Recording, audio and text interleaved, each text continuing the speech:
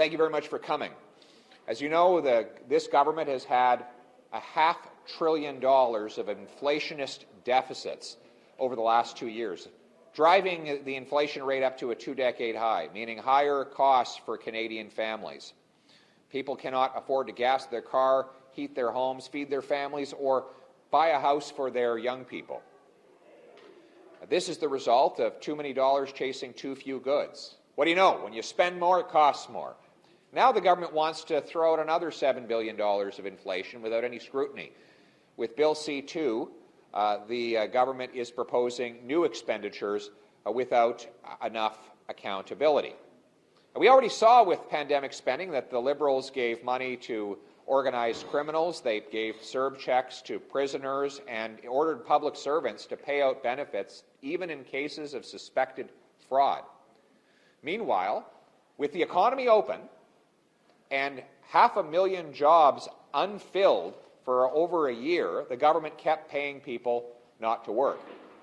That number has now risen to 1 million unfilled jobs. And still, this government pays people not to take those jobs. And so we're setting conditions in order to get our support for this bill. These conditions must be met or we will oppose it. Condition number 1, we want a full funded independent investigation into FinTrack's reports that organized criminals got their hands on CERB benefits. 2, we want the Finance Committee back up and running to do a full and complete study of this $7 billion of expenditure, including 4 hours of testimony from the minister.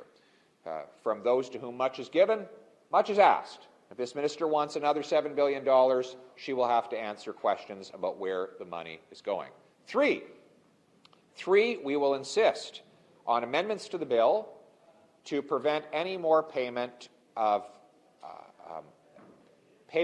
benefits to people who could be taking the 1 million available jobs that employers are desperate to fill. It is not acceptable for people to get paid to stay home now while there are help wanted signs literally on almost every street corner. Paychecks should replace government checks.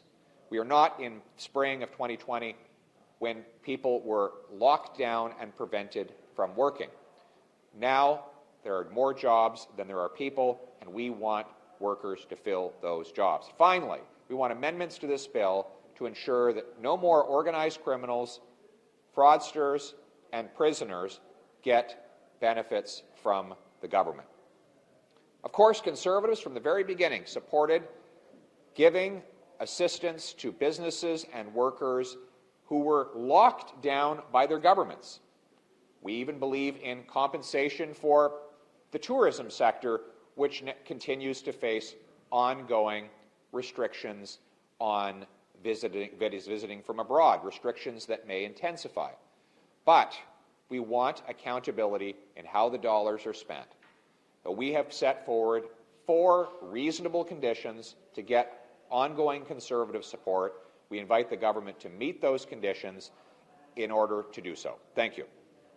Mr. Poilievre, what benefits are actually paying people to not work? Because the new one, you have to be under a public health lockdown to qualify, and service expired. So what are we talking about? Well, you mentioned one of the benefits. There are a multitude of benefits that the government has kept in place even after the CERB program has lapsed, and we want guarantees that that money only goes to people who could not otherwise be taking jobs. So are you going to propose amendments, Mr. Poilievre, or are we going to see them on paper? Yes, we will oppose amendments at committee, but we want commitments that this will get support from the government before we would support the bill. Excellent. Merci beaucoup.